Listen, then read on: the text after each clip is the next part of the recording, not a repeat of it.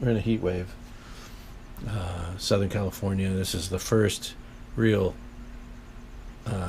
heat wave we've had all summer. We had really kind of a good mild summer, but now it's it's pretty hot, and especially back here where I work, much hotter than the house or the yard or the beach. So I just thought I'd catch everybody up on the channel. I know a lot of guys tune in. They want to check and see progress, on these various projects. I've still got all these others to do. I'm hoping I'll be able to get back to the bench here on the reg sooner rather than later. But just so everybody knows, I mean, this is going to be the next project, and then it'll be back to the P26 pea shooter, and then we'll have to figure out what comes after that. But these projects will be done. They'll get to completion at some point. And I wanted to add the hard points. I never put the additional hard points under the wing on this. That was another step I wanted to take here.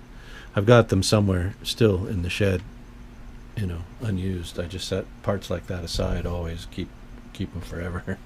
That's why it kind of looks the way it does in here. But the pack rat thing. But anyway, it'll help. Once I dig them out, I think I'll just go ahead and we'll complete that part of the model.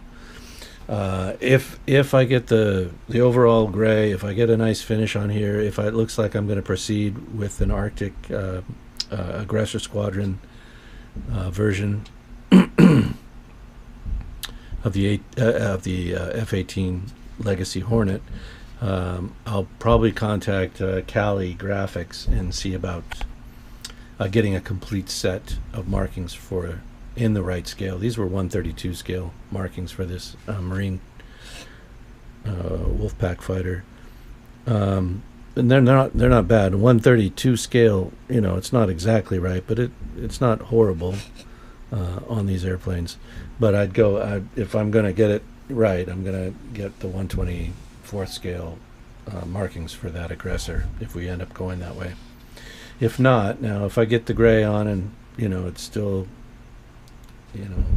isn't quite what I want, then we'll probably go to the just the basic navy gray two-tone standard line F-18C navy jet of the period, and call it good. Again, I'll get the regular the right scale decals for it,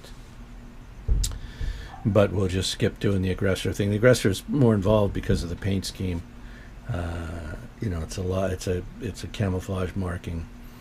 I think it's actually three-tone with a dark gray, a very light Arctic gray or Arctic white, and then a light blue. Not this light, but like an Arctic blue, medium blue, and that's that would be the colors and the scheme I'd be going for.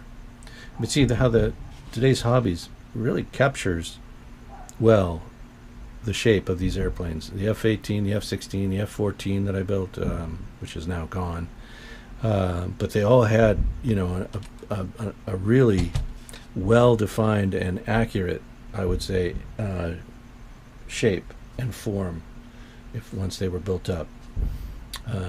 So that's their strong point. It makes for it. I think I was telling another one of the modelers who sent me this kit that it seems like they're just an outstanding blank canvas. Once you get them built to this stage, and before you get any paint or primer on them, it's like this ideal blank canvas of an F-18 or of an F-14, and you can really I don't want to say you can detail them up. You can you can really get into them, and with just not too much extra effort or extra parts and materials, but you can make a pretty reasonable facsimile of the prototype of the actual aircraft.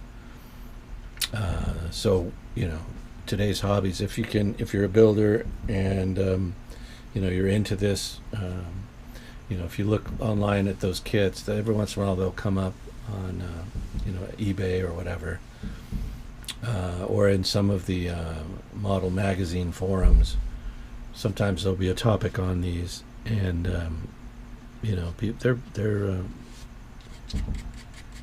definitely have a fan base. Anyway, that's enough on that. So this is an update on the channel. F-18, P-26, Dollhouse. These are the things that I'm going to be doing. This is next. I just want to get it cleaned up and see what we can do about making it proper, making it look more better. Anyway, thanks for watching. Hope everybody's having a great day.